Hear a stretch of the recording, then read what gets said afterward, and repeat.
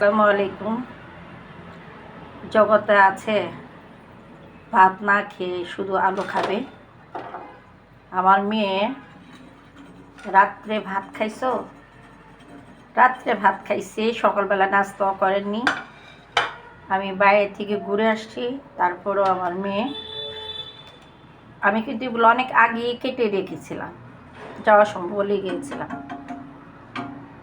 আমার মেয়ের অবস্থা দেখেন, পানি এর ভিতরে হলুদ, চাউলের গুঁড়ি দিয়ে, এত হলুদ দিছো কেন আজকে?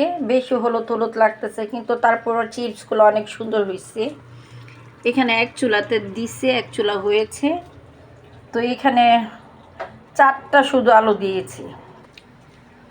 অনেক সুন্দর হয়েছে আলু ভাজাটা, একদম মসমসে, যে রেস্টুরেন্টে যে বানায় সেম এরকম হয়েছে, অনেক সুন্দর হয়েছে।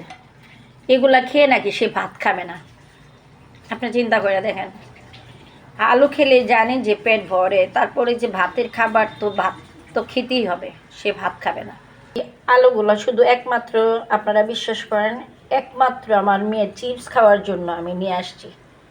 এখানে আবার ছোট আলু নিয়ে আসছি তরকারি খাওয়ার জন্য। 1 কেজি রসুন ব্লেন্ড করার জন্য কেটে রেখেছি, ব্লেন্ড করব। পায়েস রান্না করার জন্য পোলাওর চাউল আরেকটু নিতে হবে, পোলাওর পায়েস রান্না করব। আমার মেয়ে বলেছে সেমাই খাবে, তার জন্য সেমাই নিয়ে আসছি। সেমাই রান্না করার সময় আপনাদের সাথে শেয়ার করব।